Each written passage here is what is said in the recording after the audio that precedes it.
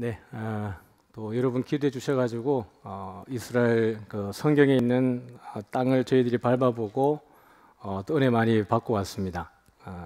평소에도 이제 유튜브로 들어가서 성경의 그 땅에 대해서 또 역사에 대해서 많이 보면서 아쉬웠던 것은 거기에 있는 기후에 대해서도 궁금하고 또 실제로 내가 그 땅을 밟아보면서 느끼고 싶었는데요. 이번에 가서 한 열흘 이상 그 땅을 밟아보면서 깨닫는 것이 아주 많았습니다. 일단 생각했던 것하고 다른 그 땅의 그 뭐 형태였습니다. 갈릴리 지역으로 가보니까 거기는 땅들이 거의 뭐 제주도 같더라고요. 하산 그 폭발로 인해 가지고 형성된 땅인데 돌들이 거의 뭐 현무암으로 다 이루어져 있습니다. 이렇게 지나다니면서 그 운동할 수 있는 공간이 있는가 한번 이렇게 유심히 봤어요. 근데 정말이지 운동할 수 있는 농구라든지 족구라든지 할 수 있는 공간을 찾기가 힘들 정도로 평평한 곳이 거의 없습니다. 다 이렇게 돌로 이루어져 있고 그런 가운데도 그 땅이 젖과 꿀이 흐르는 정말 하나님이 은혜를 주셔서 풍성하게 거기에 열매가 맺어지고 또 수확되어지는 걸 보면서 또 많은 은혜를 누렸습니다. 우리 또 다녀오신 교육자들이 기회가 될 때마다 또 현장에서 보고 배웠던 것들을 여러분과 또 나누기를 원합니다. 오늘 저와 함께 나눌 그 제목은 취소될 수 없는 구원인데 저도 많은 것을 나누고 싶었지만 제가 교리 설교를 하다 보니까 제가 다녀와서 받은 은혜는 다음 기회에 제가 더 나누도록 하겠습니다. 화면을 한번 보여주시면 이제 취소될 수 없는 구원이라는 주제로 오늘 함께 하게 될 텐데 여러분이 보시는 이 나무가 어떤 나무일까요? 감람나무입니다. 감람나무인데 제가 결혼 주례할 때마다 내 식탁에 둘러앉은 감람나무는 어린 자식은 감람나무 같다, 어린 감람나무 같다 이렇게 제가 주례사를 할 때마다 나오는데 현장에 가서 직접 처음으로 봤습니다. 근데 이 감람나무는 그 수명이 없답니다. 나이의 제한이 뭐 몇 년 산다라는 제한이 없다 그래요. 그 고목되어 있는 상황에서도 그 안에 줄기가 파고 나와가지고 거기서 열매를 맺는다 그러는데요. 지금 여러분 보고 계신 이것도 한 1000년 이상 되어 보이죠. 그러니 말씀 안에 있는 그 자녀들이 어린 감람나무 같다라고 할 때 그것이 얼마나 복된 하나님의 축복인지를 알 수 있었습니다. 그리고 보니까 이게 감람 열매, 올리브 열매입니다. 그래서 저희들은 이제 올리브유 그러면 그 씨앗에서 기름을 뽑는 줄 알았는데 가보니까 그렇지 않고 씨앗에서 기름을 뽑는 게 아니라 이 열매에서 씨앗은 버리고 거기 껍데기죠. 껍질에서 이렇게 기름을 뽑는다 그래요. 제가 보여드릴 수 있는 것은 여기까지입니다. 나머지는 제가 다른 시간에 여러분과 함께 나누도록 하겠습니다. 우리가 여러분 이제 구원받고 나면 최근에 여러 가지 그 뭐 신학들의 어떤 입장들이 다양하다 보니까 교회에 이제 뭐 젊은 청년들이나 또 성경 공부를 많이 하시는 분들 중에는 신학이 조금 더 나아가면 이래 가지고 듣지 않던 이야기를 좀 듣게 되어집니다. 예를 들면 구원이 유보되어질 수도 있다, 또는 우리의 구원이 취소되어질 수도 있다, 이런 것에 대해서 성도들 안에서도 또 공동체 안에서도 이런 것들로 갈등을 겪기도 하고 또 분쟁이 일어나기도 합니다. 그러나 오늘 우리 삼일교회가 속해져 있는 개혁주의 합동교단 안에서는 개혁주의는 다 이 교리를 따라가고 있습니다. 개혁주의 교회 안에서는 구원이 절대로 취소될 수 없다라는 대전제 안에서 출발을 합니다. 그것을 오늘 저와 여러분이 함께 나누도록 하죠. 우리가 누리는 이 구원에 대해서는 천사들도 흠모한다 이렇게 얘기했습니다. 천사들도 흠모한다. 구원에 대해서는 이미 우리가 그 많은 교리 시간들을 통해 가지고요, 천사들에게도 어떤 가능성이 허용이 되어져 있다고 했죠. 죄를 지을 수 있는 가능성이 천사들에게도 허용되어져 있다. 우리는 그것을 다른 말로 자유의지가 그들에게도 있다 이렇게 이야기를 했습니다. 그런데 그 천사들은 생육하고 번성을 하지 않습니다. 사람은 아담과 하와를 통해서 생육하고 번성하고 그 아담과 하와가 모든 인류의 조상으로서 그 아담과 하와 안에서 인류가 출발하기 때문에 모든 인류는 아담과 하와가 지은 죄 가운데에서 태어납니다. 그래서 저는 개인적인 생각이지만 아담의 그 원죄를 대표성의 원리라고 이야기하는데 저는 대표성의 원리는 맞지 않다고 봅니다. 왜냐하면 대표라고 말할 때는 이미 여러 존재들이 있어야만 합니다.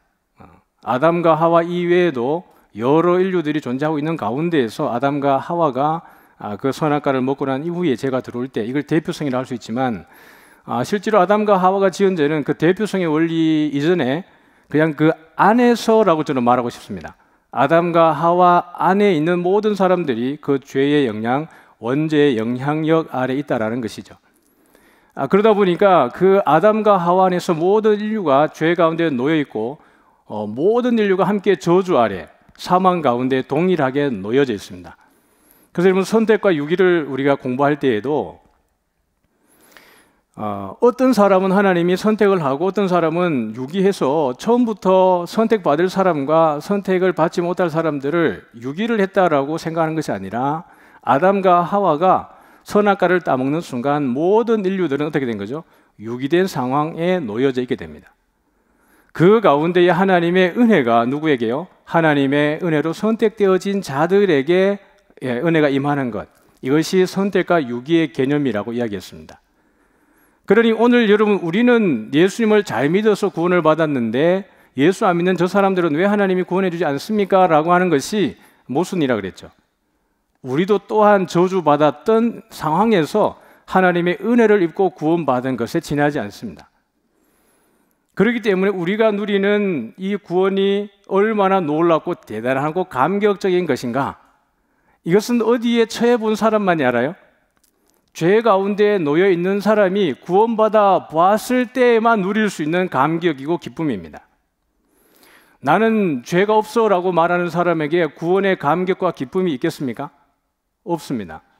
나는 죽어 마땅한 죄인이라고, 나는 도무지 내가 구원받을 자격과 조건이 1도 없다라고 처절하게 아주 솔직하게 고백하는 사람이 예수 그리스도의 구원 앞에 나와서 이 구원이 얼마나 놀라운 것인가라고 감격하게 될 때에 이 구원이 참된 구원의 감격입니다. 천사들은 죄를 생육하고 번성하지 않기 때문에 그 죄가 흘러가지 않습니다. 그 천사들이 여러분 구속을 받습니까? 아니요. 천사들에게는 구속이 없습니다. 그래서 오늘 말씀 보면 베드로전서 1장에 있는 말씀이거든요. 여러분 같이 한번 읽어볼까요? 9절을 여러분이 한번 읽어주시면 제가 10절을 읽겠습니다. 9절 시작. 이 구원에 대하여는 너희에게 임할 은혜를 예언하던 선지자들이 연구하고 부지런히 살펴서 11절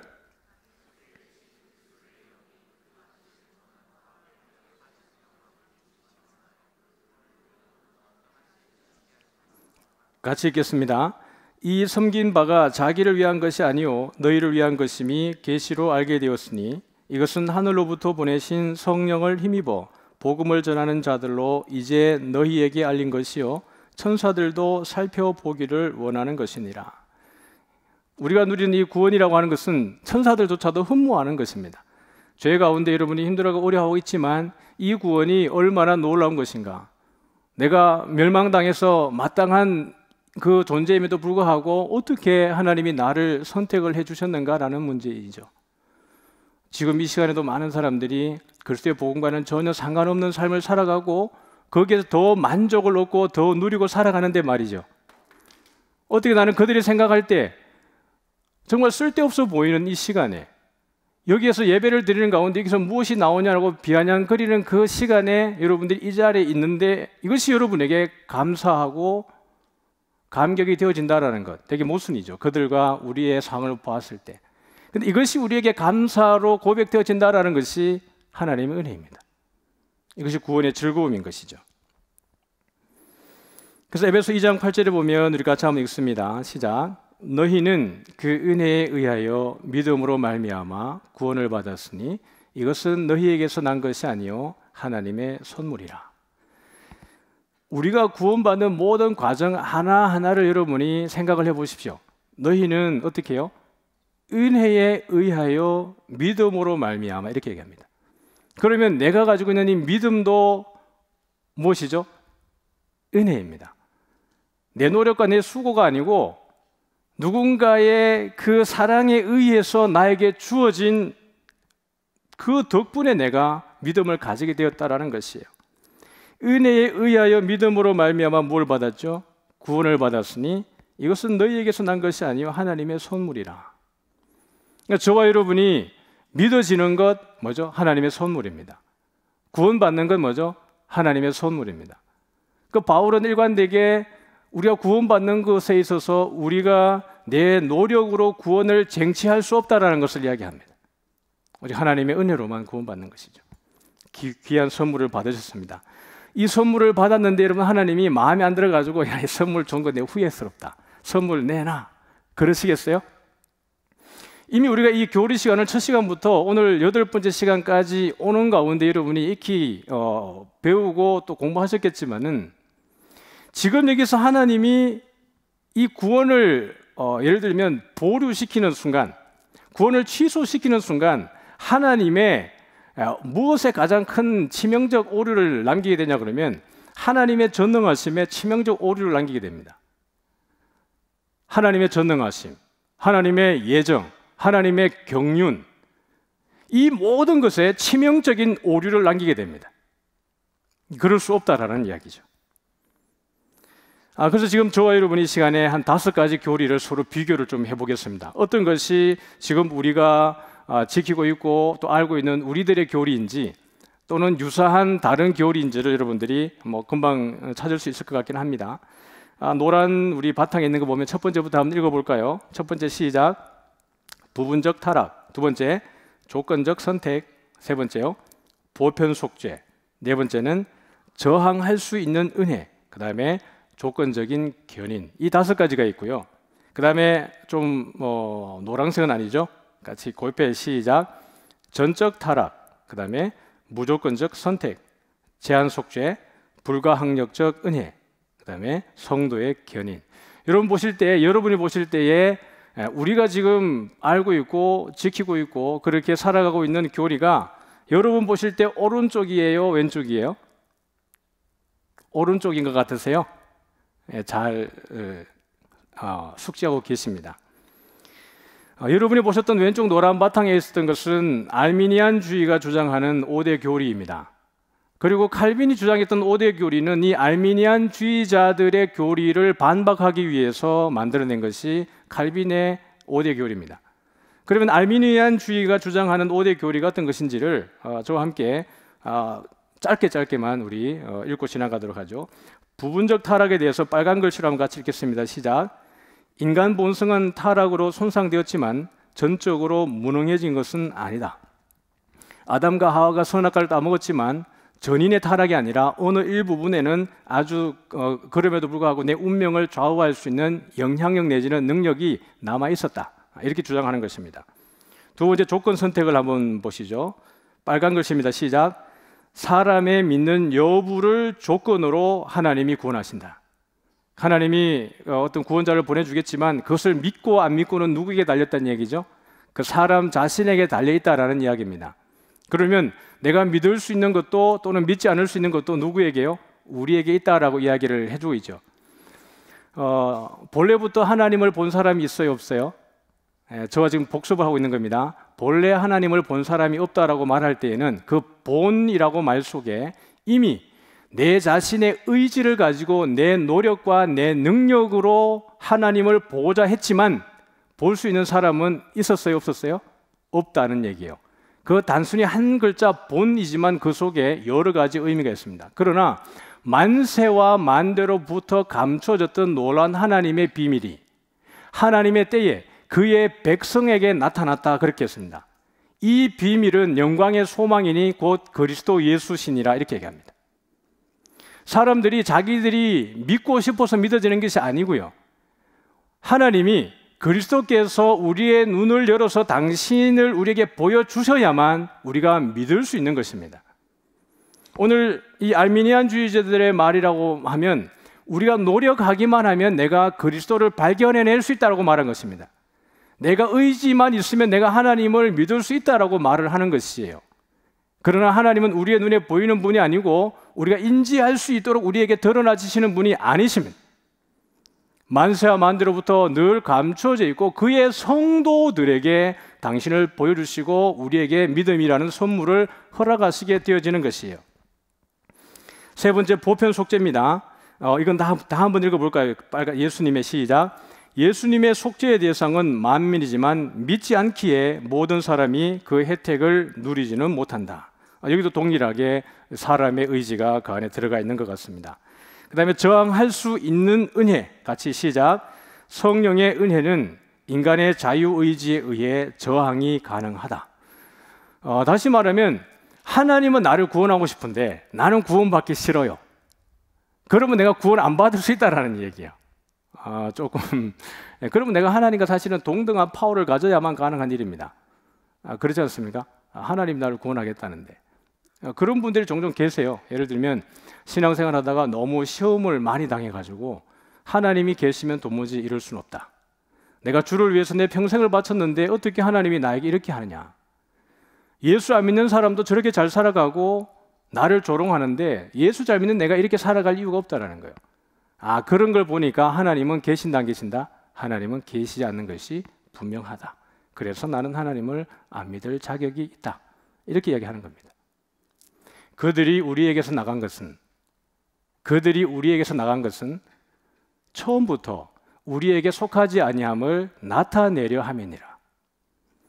교회 와서 어릴 때부터 모태 신앙이라고 말하고 전제를 해보면요, 전제 조건을 달아보면 이 사람이 기록에는 예수를 안 믿는다는 전제를 하고 제가 이야기를 할게요.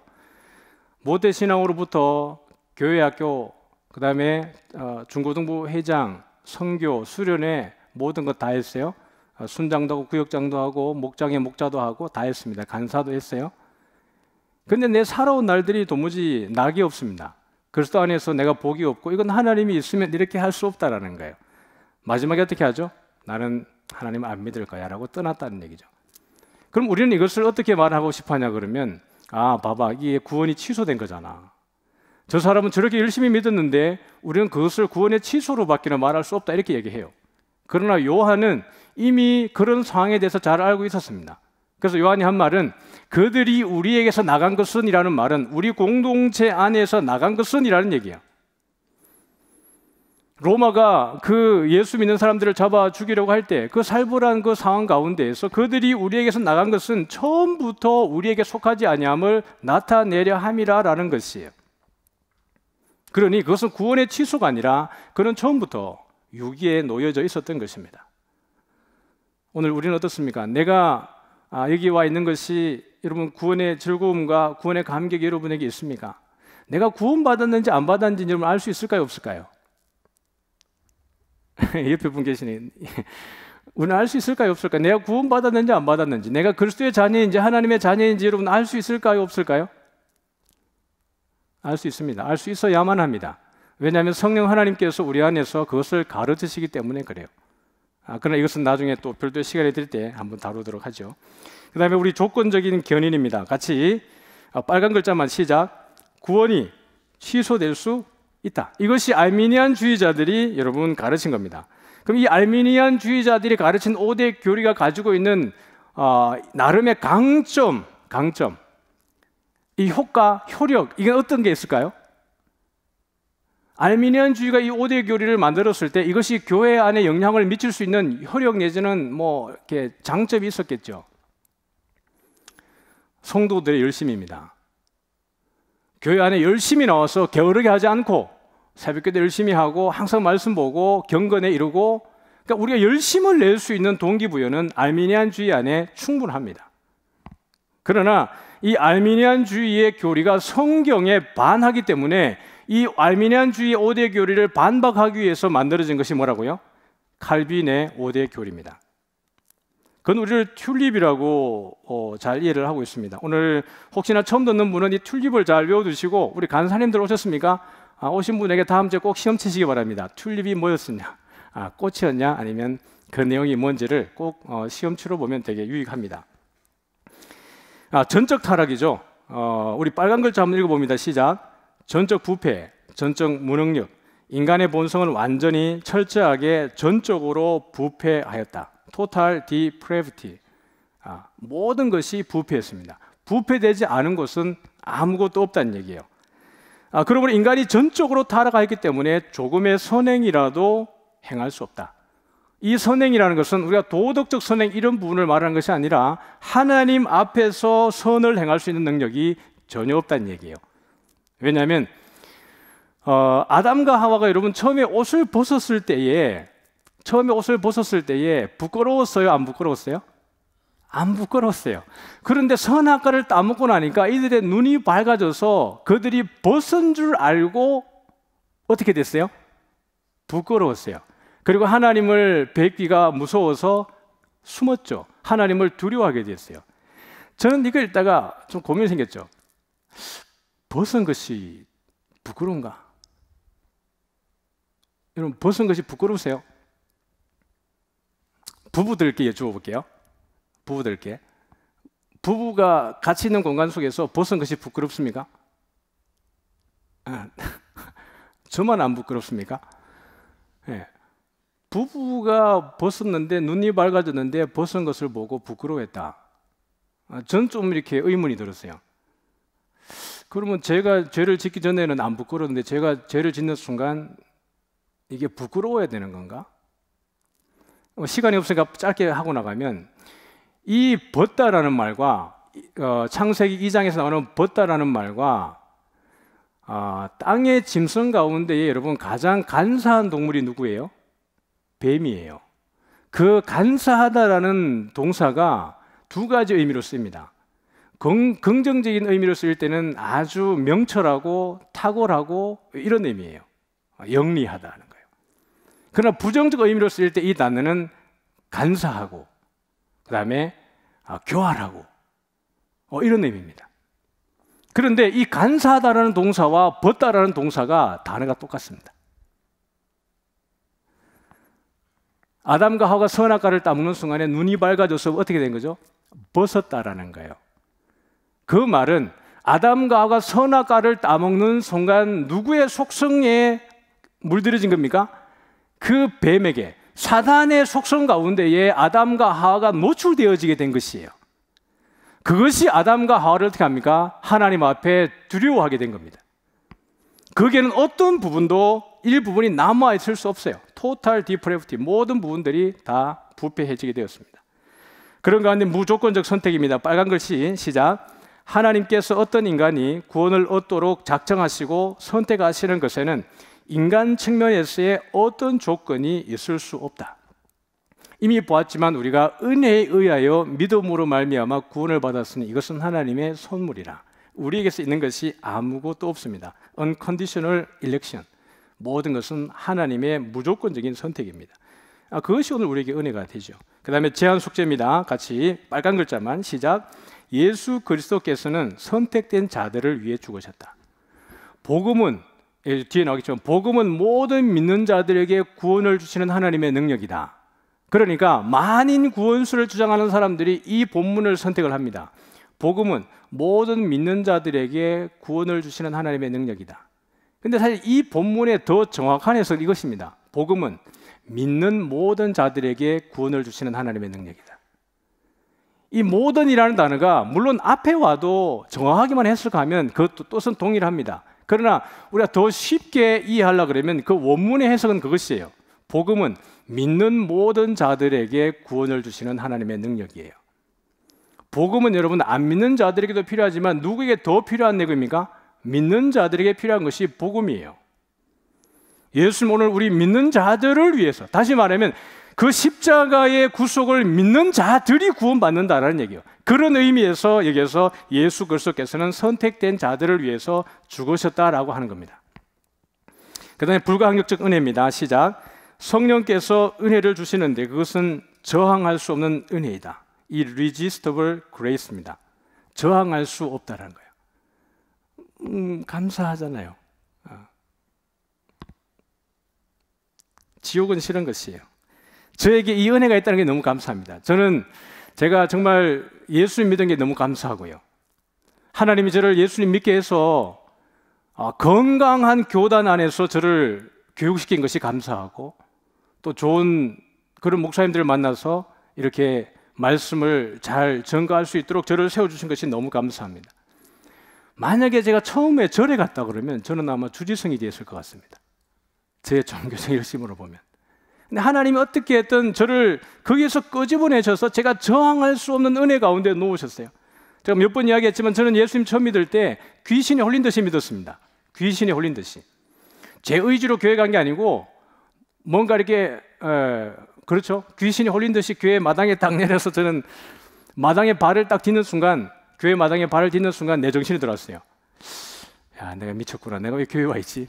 나는 안 되겠다, 가야 되겠다. 그러고 나가는 순간 사모님이 제 손목을 붙들고 교회에 들어갔어요. 그때 제가 예수님 믿은 첫 순간입니다. 하나님의 불가항력적 은혜, 그건 여러분에게도 동일하게 있는 줄 믿으시길 바랍니다. 마지막 다섯 번째, 성도의 견인입니다. 같이 빨간 글자 시작. 참된 신자는 절대로 구원을 잃어버리지 않는다. 밑에 빨간 글씨입니다. 시작. 성도들이 믿음을 잃어버리지 않도록 최선의 방법으로 끝까지 돌보신다. 여러분, 지금 제가 읽은 것은 미리 말씀드리면 인터넷에 들어가면 있는 내용을 제가 다시 타이핑을 친 겁니다. 다시 말하면 제가 이거 뭐죠? 이거 남의 거 쓰는 거 이거 그거 아닙니다. 미리 얘기합니다. 그건 뭐죠? 이게 남의 거를 그런 거 하지 않는다는 얘기요. 근데 여기 보면 인터넷 들어가면 이런 내용들이 잘 있으니까 여러분들 다시 한번 정리하시길 바라고, 우리가 성도들이 지속적으로 오해하는 것이 뭐냐 그러면 성도의 견인 그러면 하나님이 앞에서 내 손목을 끌고 계속 가신다라고 생각하는 것입니다. 우리가 이게 밖에 그 차가 가다가 고장이 나면 어떤 차가 달려오죠? 레카차가 옵니다. 레카차가 와서 우리 그 차를 끌고 정비 차국으로 이렇게 가죠. 그것처럼 하나님이 우리를 그렇게 끌고 가는 것을 견인이라고 이해를 해서 성도의 견인 그러면 내가 갈 길을 하나님이 끌어간다고 생각하는데, 여러분 영어 단어를 한번 보십시오. 영어 단어를 보면 perseverance of a saint, 뭐죠? 성도의 인내입니다. 성도의 견딤이에요. 다시 말하면 하나님은 우리를 일방적으로 끌어가는 게 아니라 우리가 고난 가운데 놓였을 때 내가 그 고난으로부터, 역경으로부터 이겨낼 수 있는 힘을 주신다라는 얘기예요. 그래서 결국은 내 발로 내 힘으로 일어서서 누구의 은혜로 말미암았어요? 성령 하나님의 은혜로 인하여서 내가 하나님이 주시는 그 은혜로 내 힘으로 나아갈 수 있도록 도와주시는 것. 그래서 끝까지 견디는 자는 구원을 얻을 수 있을 것이다. 이것이 성도의 견인의 본래적 의미입니다. 그냥 끌어간다는 게 아니에요. 그래서 어떤 분은 그 복음성 가운데 나의 등 뒤에서 나를 도우시는 이 노래를 엄청 싫어한다 그래요. 근데 아니에요. 그 노래 틀린 거 아닙니다. 오히려 성도의 견인이라는 의미를 알고 나면 정말 하나님께서 오히려 정말 내 뒤에서 얘야 힘을 내, 괜찮아, 내가 뒤에 있잖아, 가. 맞아요. 그 찬양 틀린 거 아닙니다. 오히려 이걸 잘못 이해하니까 하나님 앞에서 끌어가시는 것이지 무슨 뒤에서 미는 거야 이렇게 하는데, 오히려 그분의 무식함을 드러내는 겁니다. 어쨌든 알미니안주의와 칼빈주의의 5대 교리를 비교를 했는데, 칼빈주의의 5대 교리가 왜 나왔다고요? 알미니안주의의 5대 교리가 잘못된 것을 반증하기 위해서 드러낸 것이 칼빈주의의 5대 교리입니다. 그래서 영어의 앞에 있는 대문자를 쭉 따보니까 뭐가 나왔죠? 튤립이 나왔습니다. 그래서 칼빈의 5대 교리는 튤립으로 다들 암송을 합니다.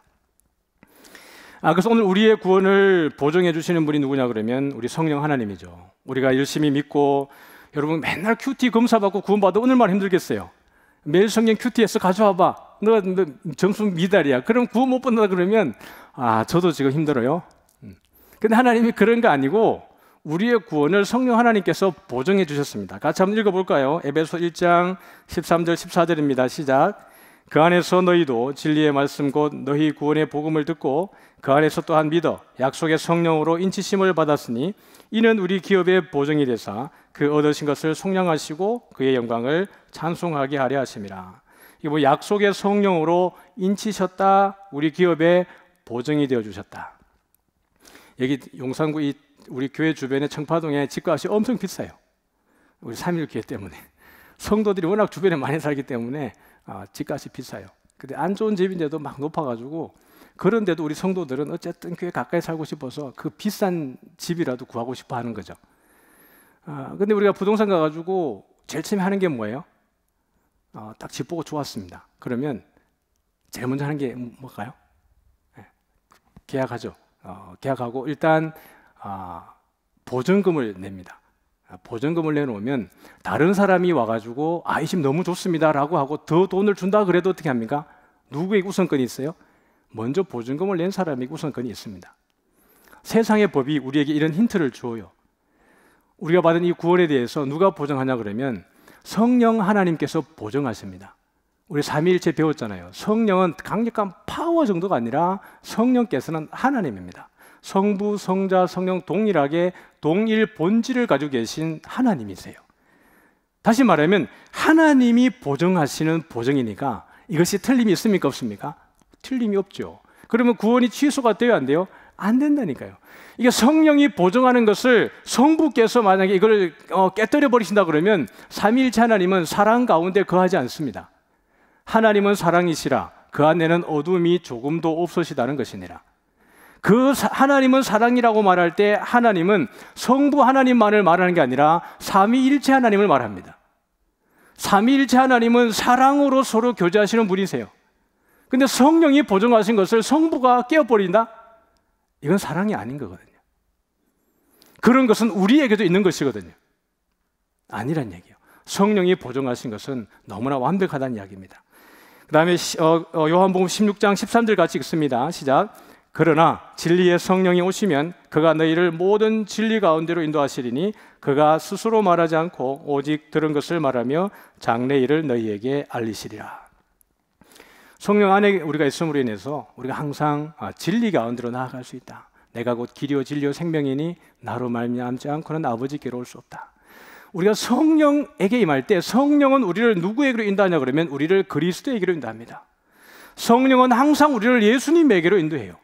근데 성령이 임했는데 예수님 상관없고 그리스도 상관없고 은사주의에 빠져서 황홀경을 우리가 사모한다 그러면 이것은 성령을 사모하는 자의 태도가 아닙니다.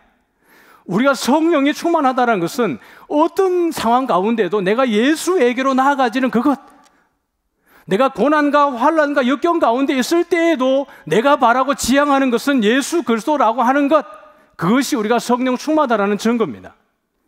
내가 찬양할 때 손을 들고 그 황홀경으로 들어가는 것 성령 충만과 전혀 상관없습니다. 우리는 TV를 보다가도 울지 않습니까? 영화를 보다가도 우리가 감동하지 않습니까? 전혀 다를 것이 없는 감성적, 감정적 태도예요. 그러나 성령 충만의 진정한 증거는 어떤 상황 가운데도 내가 예수에게로 나아가는 것, 그것이 성령 충만이죠. 왜 그것이 중요하냐 그러면 우리가 아버지께로 나아갈 수 있는 유일한 길은 누구에게 있습니까? 예수에게만 있습니다. 내가 성령 충만할 때 예수에게로 나아가는 것이고 내가 예수에게 나아갈 때 예수는 우리를 아버지에게로 인도합니다. 이게 성부, 성자, 성령 삼위일체 하나님의 공적 사역입니다. 그러니 내가 성령 충만할 때 우리의 구원이 절대로 취소될 수 없죠. 하나님이 우리를 구원하시는 그 뜻이 도대체 뭐냐? 나는 왜 구원을 받았느냐? 나 같은 존재가, 세상에 쓰레기 같은 내가 어떻게 구원받을 수 있느냐? 지금도 내 마음을 이렇게 헤쳐놓고 보면 야, 이건 뭐 진짜 부끄러워서 못 헤쳐놓겠는데 하나님이 도대체 왜 날 이렇게 구원을 하셨는가요? 운전하다 보면 막 끼어들면 욕도 하고 막, 그죠?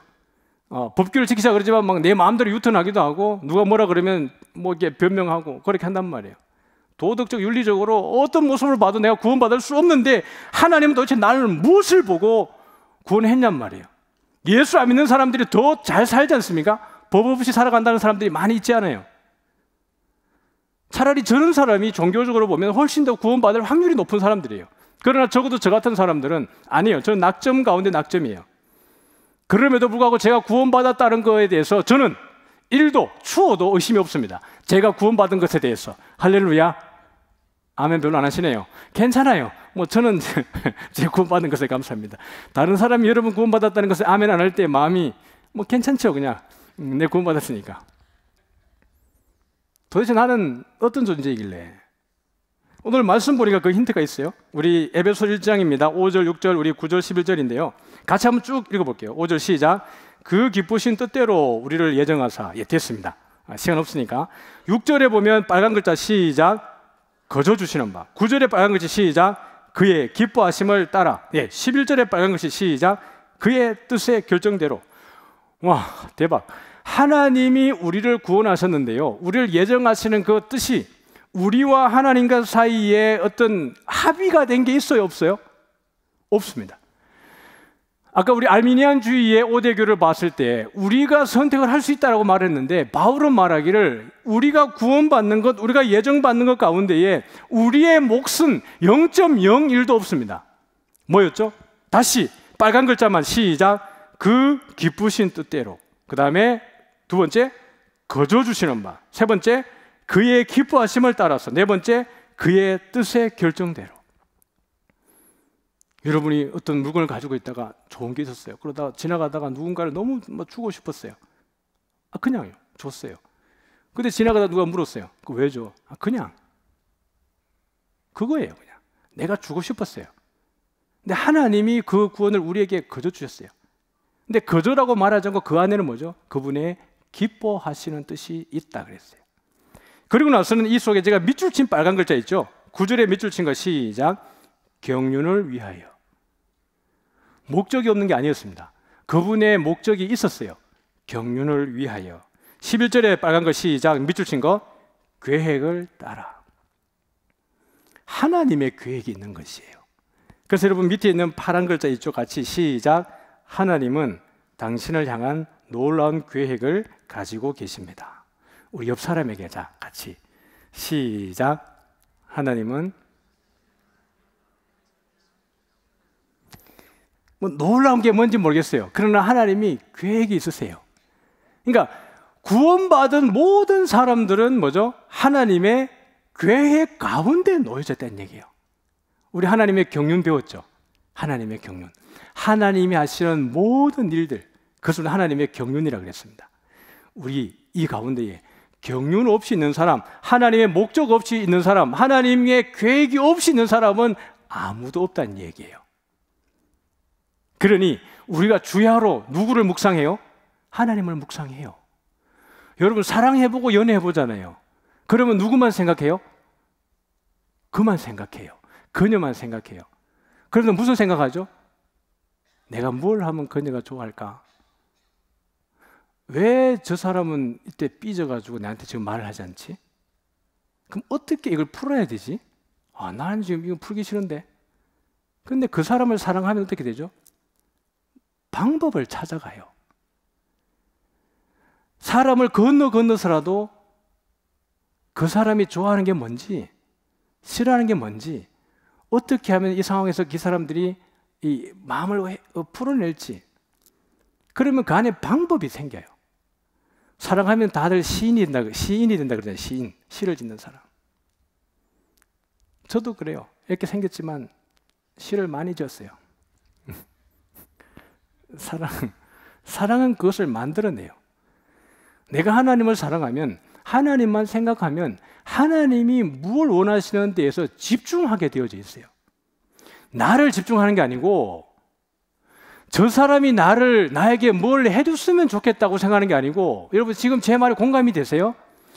내가 저 사람에게 뭘 해줄까를 생각하는 것이에요.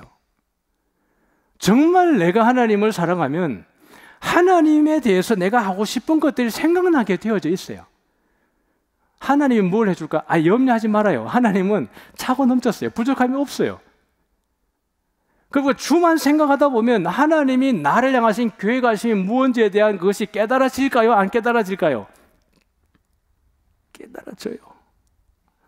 오늘부터 한번 이렇게 해봐요.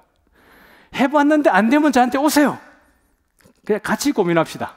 해주기는 안 되겠고 같이 한번 고민해 봅시다. 그래서 하나님을 묵상하게 되어지는 거죠. 자, 우리가 구원을 누리는 것에 대한 중요한 요소가 있어요. 우리 제목 한번 읽어볼까요? 시작. 구원을 주시는 능력, 이것은 어디에 있다? 복음에 있다. 다른 데 있는 것이 아니에요. 아까 제가 말씀을 드렸는데 이거 다시 한번 읽어보죠. 로마서 1장 16, 17절입니다. 시작.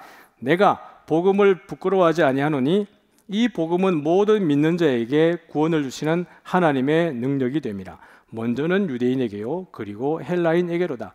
복음에는 하나님의 의가 나타나서 믿음으로 믿음에 이르게 하나니 기록된 바 오직 의인은 믿음으로 말미암아 살리라 함과 같으니라. 오늘 우리가 모든 상황 속에서도 주님 안에서 우리가 기쁨을 누리고 복음의 그 즐거움을 누릴 수 있게 되는, 구원의 즐거움을 누릴 수 있는 그 요소가 뭐냐 그러면 복음입니다. 여러분 말씀을 많이 묵상하시기 바랍니다. 말씀을 많이 읽으시기 바랍니다. 말씀이 답입니다. 제가 여러분 정말 감사한 것은 예수님 처음 믿을 때 제가 많은 그 영적 경험들을 되게 많이 했습니다. 실제로 영적 경험을 되게 많이 했어요. 처음 교회 가는 순간부터 이건 아까 말씀드렸지만 귀신에게 홀리듯이 갔습니다. 환상도 본 적도 있고 음성도 들은 적이 있고 놀라운 기적을 본 적도 많습니다. 제가 처음에 예수님 믿을 때.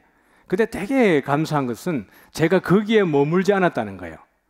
여러분, 제가 거기에 머물지 않았어요. 제가 설교할 때, 여러분, 제 설교를 들은 것 중에 제가 설교할 때 제가 경험한 환상이나 은사를 이야기한 적이 있습니까?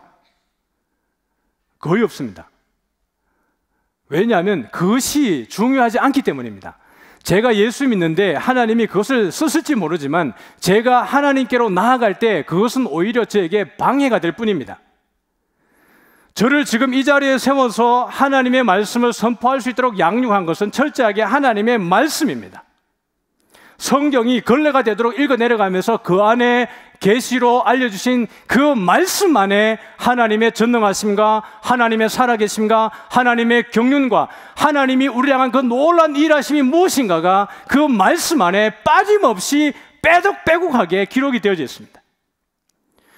말씀은 성경 66권은 하나님의 우리를 향하신 러브레터입니다. 내가 너희를 사랑한다. 얼마나 내가 너희를 사랑하는지 내가 빠짐없이 기록했다라는 거예요. 우리는 그게 관심이 있어요, 없어요? 관심 1도 없습니다. 무엇에만요? 그냥 선물에만 관심 있어요. 아니에요. 선물 안에 있는 그 종이를 보세요. 선물에 기록된 종이를 보세요. 왜 내가 그 선물을 줬는지 그 내용은 어디에 있어요? 그 편지에 있어요. 편지에. 내가 왜 하나님의 백성이 되었는지 그 내용은 하나님의 성경 말씀에 있습니다. 그러므로 복음은 모든 믿는 자들에게 구원을 주시는, 내가 두렵고 너희가 두렵고 떨림으로 너희 구원을 이루라라고 바울은 이야기해요. 너희 구원을 이루라 해요. 구원은 개인적인 것이잖아요. 근데 빌립보서에 가보면 2장 12절에 바울은 말하기를 너희 구원을 이루라는 거예요. 아니, 우리는 구원이 개인적인 걸로 알았는데 어떻게 우리의 너희 구원이죠? 공적 구원이에요. 구원을 못 받았다는 게 아니라, 구원이 취소된다는 게 아니라 이 구원을 언제까지요? 주님 오시는 그날까지 너희들이 영적으로 나태해지지 말고 은혜를 잃어버리지 말고 끝까지 주님 오시는 그날까지 함께 가면서 이 구원을 누리라는 의미에서 너희 구원을 이루라 이렇게 얘기합니다. 여기 보면 구원을 주시는 하나님의 능력이라는 것이 이것을 들으면 구원이 되고 이걸 안 들으면 구원이 취소된다는 게 아니라 주님 오시는 그날까지 이 구원을 얼마나 잘 누릴 수 있는가, 누림의 문제예요. 나를 더 영적으로 살림의 문제가 어디 있다는 거예요? 이 복음에 있다는 겁니다. 우리는 복음을 너무 터부시하잖아요. 아니에요, 여러분. 말씀을 읽어 내려가요. 기도해요. 여러분, 하나님의 나라가 제가 이 입체적으로 이 세워지는 걸 보게 될 겁니다. 지금 보는 말씀이 종이에 있는 글자를 본다 그러면 여러분이 이 말씀 안에서 은혜를 받게 될 때 하나님의 나라가 입체적으로 세워져요. 3차원적으로 4차원적으로 이걸 경험할 수 있기를 바라요. 하나님이 불의하신가? 그렇죠. 어떤 사람은 구원하시고 어떤 사람은 버리는 것이 하나님이 불의하신가요? 우리 로마서 9장인데 한번 같이 읽어볼게요. 시작. 그런즉 우리가 무슨 말을 하리요? 하나님께 불의가 있느냐? 그럴 수 없느니라. 이게 15, 16, 18 크게 읽을게요. 시작. 모세에게 이르시되 내가 긍휼히 여길 자를 긍휼히 여기고 불쌍히 여길 자를 불쌍히 여기라 하셨으니 그런즉 원하는 자로 말미암음도 아니요 다른 박질하는 자로 말미암음도 아니요 오직 긍휼히 여기시는 하나님으로 말미암음이니라. 18절 시작. 그런즉 하나님께서 하고자 하시는 자를 긍휼히 여기시고 하고자 하는 자를 완악하게 하시느니라. 이 완악하게 한다는 말은 하나님이 의도적으로 죄짓도록 한다는 게 아니라 그 상실한 마음에 내버려 둔다는 얘기예요. 유기된 상황 가운데 내버려 두는 것, 그것이 완악해지게 되는 것입니다. 그러나 하나님이 우리에게 뭘 베푸시는 거예요? 우리를 그냥 긍휼히 여기시는 거예요. 우리를 불쌍히 여기시는 것이에요. 하나님이 우리를 원하시는 것입니다. 하나님이 원하시는 대상이 누구예요? 저와 여러분입니다. 하나님이 원하시는데 누가 빼앗아갈 수 있겠어요? 아니에요. 못 빼앗아가요. 이게 불의합니까? 하나님이 저와 여러분을 이렇게 원하시고 사랑하고 우리를 이렇게 불쌍하게 여겨주는 것이 여러분 불의합니까? 토기가 말하기를 왜 어떤 것은 귀한 것으로 만들고 어떤 것은 천한 것으로 만듭니까? 라고 말할 자격 조건이 그 토기에게 있겠느냐? 토기장이가 어떤 것은 천하게 만들고 어떤 것은 귀하게 만들 권한이 토기장이에게 없느냐라는 거예요. 적어도 저와 여러분 이 자리에 있는 우리는 어떻게 지음을 받았어요? 귀하게 지음을 받았어요. 그것은 금이 아니어도 돼요. 거기에 금이 담기면 됩니다. 우리가 좋은 재질이 아니어도 돼요. 내 안에 그리스도가 담기면 됩니다. 그러면 그 그릇의 가치가 거기에 결정이 되는 것이에요. 그렇지 않습니까? 내 안에 하나님이 담기면 내가 어떤 상황 속에 놓여 있든지 간에 그것과 상관없이 나의 가치가 그렇게 존귀해지는 것입니다. 하나님이 우리를 그렇게 쓰기를 원하셨어요. 다 왔습니다, 여러분. 이제 끝마칠게요. 구원이 취소될 수 있는가? 그것을 주장하는 사람들이 쓰는 성경 구절들을 몇 가지만 제가 여러분에게 보여드리고 거기에 대한 반증을 하고 마치도록 할게요. 고린도서 9장 27절을 한번 같이 읽습니다. 시작. 내가 내 몸을 쳐 복종하게 함은 내가 남에게 전파한 후에 자신이 도리어 버림을 당할까 두려워함이로다. 바울이 한 얘기예요. 성경 66권 가운데 수많은 구절 가운데에 이런 유의 구절들이 등장합니다, 여러분. 그러면 그 성경을 읽어 내려가다가 이런 구절 하나 때문에 우리가 브레이크를 딱 잡고 봐라, 성경에서 이런 구절들이 있지 않냐, 그러니 우리의 구원이 취소될 수 있다라고 주장하는 것이 여러분 맞습니까? 이런 것이죠. 그냥 좀 시장 용어를 쓰면 너 까불면 죽는다. 와, 저 사람한테 까불면 죽어. 저 사람은 살인자야. 여러분 그렇습니까? 무슨 말인지 알겠어요? 내가 내 몸을 쳐 복종하게 하면 바울이 그 그리스도의 남은 고난을 자기 육체에 채우면서 그 경건에서 떨어지지 않게 해서 바울은 진력이죠. 전력도 아니고 진력해서 주만 바라보고 나아갔던 자입니다. 뒤도 바라보지 않고 앞만 바라보고 나아갔어요. 그런 바울이 늘 마음에 있었던 것이, 여러분 바울이 어떤 사람입니까? 예수 믿는 사람을 쳐서 잡아 죽이던 사람입니다. 다메섹 도상에서 예수님 만나지 않았다 그러면 그는 저주받은 인생이에요. 그런 그가 예수님 믿고 지금 이 복음 전하는 것이 얼마나 복되었겠어요. 다시 말하면 그가 강조하고 싶은 것은 나는 앞으로도 더 이렇게 가야 된다는 이야기입니다. 실제로 바울이 나는 여기에서 구원 못 받아가지고 나는 멸망당할 수도 있어, 이걸 말하는 게 아니란 이야기예요. 다른 구절 하나 더 보여드릴게요. 히브리서 우리 6장입니다. 같이 한번 4절부터 시작. 한 분 빛을 받고 하늘의 은사를 맛보고 성령에 참여한 바 되고 하나님의 선한 말씀과 내세의 능력을 맛보고도 타락한 자들은 다시 새롭게 하여 회개할 수 없나니. 너무 명확하죠. 이건 성령에 참여한 바까지 되었는데 하나님의 선한 말씀과 내세의 능력도 맛봤는데 타락한 자들은 이렇게 된 거예요. 그들은 회개할 수 없다. 구원이 취소될 수 있잖아. 이렇게 될 수 있어요. 히브리서가 여러분 왜 기록이 되었나요? 우리 담임 목사님의 설교를, 히브리서 설교를 다시 한번 들어보시기 바랍니다. 그리고 히브리서에서 이 본문을 여러분이 다시 들으시기 바랍니다. 왜냐하면 좋은 그게 답이 있기 때문에 그렇습니다. 히브리서는 기본적으로 예수님을 믿다가 그 유대인들의 박해로 인해서 그게 다시 유대교로 돌아가려고 그 마음에 고민이 있었던 자들, 그리고 그리스도 공동체를 떠나려고 마음먹었던 그 두려워하는 자들에게 그렇게 하지 말란 얘기예요. 우리 그리스도가 어떤 분인지에 대해서 다시 그들에게 용기를 북돋아주고 끝까지 믿음으로, 하나님 오직 의인은 믿음으로 말미암아 살리라. 하박국 선지자가 말했던 것처럼 믿음이라고 하는 것은 버팀이야. 악으로 깡으로 버티는 거야. 뒤로 물러가는 건 하나님이 기뻐하지 않아. 우리가 한번 그 은혜를 맛본 것처럼 앞으로 나아가야만 돼라고 강조하기 위해 쓰여진 책이 히브리서입니다. 그러면 이 말은 여러분 무엇이겠어요? 그렇게 하지 말라는 얘기예요. 너희들이 지금 고민하고 있는 것, 유대교로 돌아가려고 하는 것, 다시 이방으로 돌아가려고 하는 것, 그렇게 하지 말라는 얘기예요. 강조점은 거기에 있습니다. 여러분 이 구절을 여러분 아십니까? 같이 한번 12절 읽어볼까요? 시작. 하나님의 말씀은 살아있고 활력이 있어 좌우의 날선 어떤 것보다도 예리하여 혼과 영과 및 관절과 골수를 찔러 쪼개기까지 하며 또 마음의 생각과 뜻을 판단하나니. 우리가 너무 좋아하는 말씀이잖아요. 그런데 여러분, 이 말씀의 본질적 의미가 뭔지 아십니까? 하나님의 말씀은 살아있기 때문에 이 말씀이 우리를 살린다는 말일까요?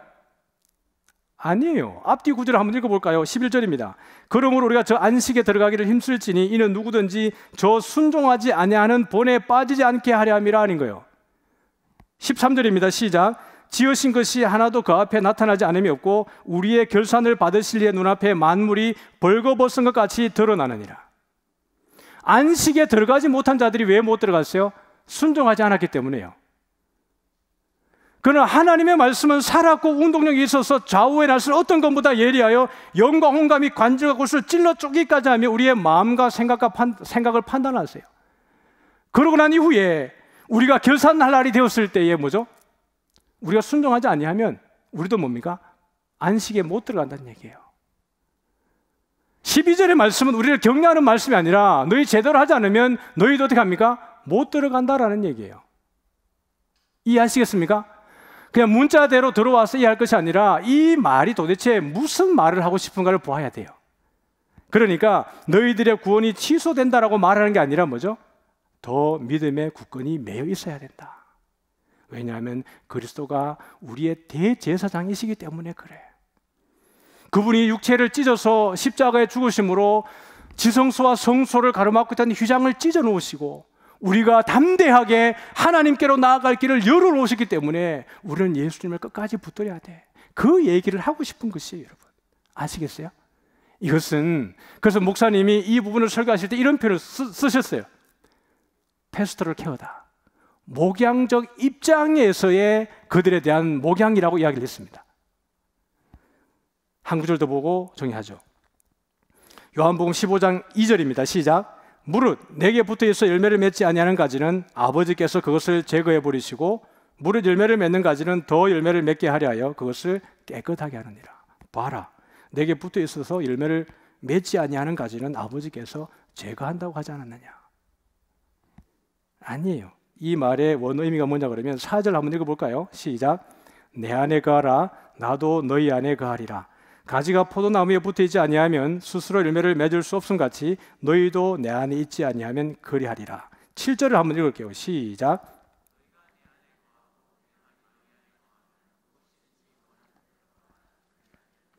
예수님의 마음이 이 마음이에요. 내가 너희들이 내 안에 있는데 열매를 맺지 못하면 내가 너 잘라버릴 거야. 이 말을 하는 게 아니고요. 너희들이 내 안에 붙어 있어야 돼. 그러면 나도 너희 안에 있고 그러면 너희들이 원하는 그 모든 것, 우리는 기도할 때 무엇이든지 원하는 대로 구하라 그리하면 이루리라. 이것만 떼서 우리 기도하잖아요. 아니에요. 이 앞에 가다 있어요. 너희들이 내 안에 거하면 내가 너희 안에 거하고 그러면 너희가 저절로 많은 열매를 맺게 된다라는 거예요. 그러니까 이 구절의 의미는 뭐냐 그러면 자른다의 포인트가 있는 게 아니라 뭐예요? 내 안에 있으라라는 데 포인트가 있습니다. 그러면 너희들의 필요한 모든 것을 내가 채우겠다. 내가 너희의 친구다 이렇게 말씀을 하시는 것이에요. 이해되셨습니까? 수많은 성경 구절 가운데에 오늘 제가 세 구절만 보여드렸지만 이런 구절들로 인해 가지고 구원이 취소될 수 있다라고 말을 하게 되어질 때에 우리가 거기에 미혹될 것이 아니라 도대체 이 성경 저자는 무슨 의도로 왜 이 얘기를 할 수밖에 없었을까? 그죠? 그 말을 했던 바울은 어떻게 말을 하는지 한번 보시죠. 아까 내가 다른 사람의 복음을 전한 이후에 내가 오히려 버림을 당할까 두려워한다라고 했던 바울의 그 또 다른 고백을 한번 보죠. 같이 로마서 8장 38절 39절입니다. 시작. 내가 확신하노니 천사들이나 권세자들이나 현재일이나 장래일이나 능력이나 높음이나 깊음이나 다른 어떤 피조물이라도 우리를 우리 주 그리스도 예수 안에 있는 하나님의 사랑에서 끊을 수 없으리라. 여러분, 그러면 이 두 가지가 대치되는 겁니까? 대립입니까? 아까 고린도서 9장에서는 내가 버림을 당할까 두려워한다 그랬는데 로마서 8장 가보니까 절대로 끊을 수 없다고 말하는 것이 충돌입니까? 아니란 이야기예요.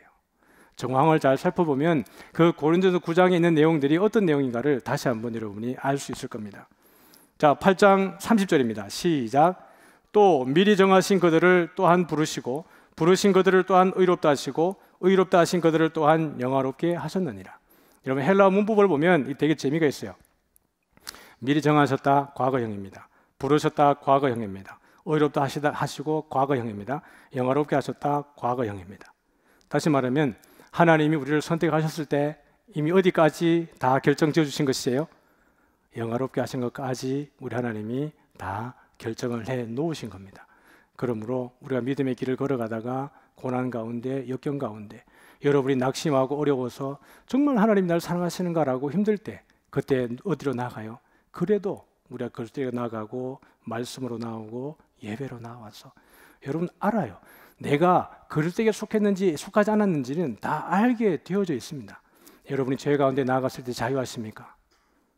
여러분이 하나님을 저주할 자신이 있습니까? 없어요. 죄가 여러분을 자유하게 합니까? 아니요. 그리스도의 사람들은, 하나님의 사람들은 내가 하나님의 사람인지 아닌지 알게 되어져 있습니다. 부인하려고 애써보지만 부인되어지지 않는 것.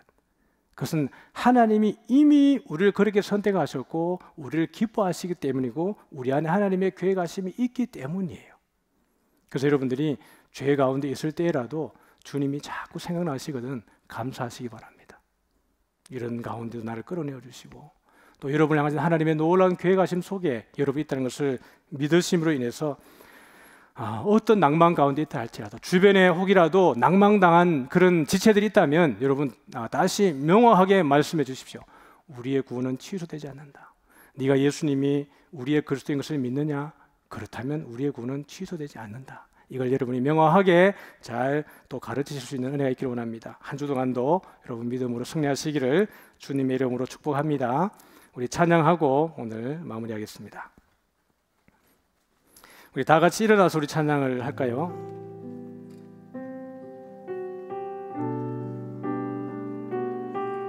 아버지 사랑 내가 노래 우리 찬양하겠습니다. 아버지 사랑 내가 노래 아버지 은혜 내가 노래 그 사랑 변함없으신 거짓 없으신 성실하신 그 사랑 상한 날 때 꺾지 않으시니 꺼져가는 등 불 끄지 않는 그 사랑 변함없으신 거짓 없으신 성실하신 그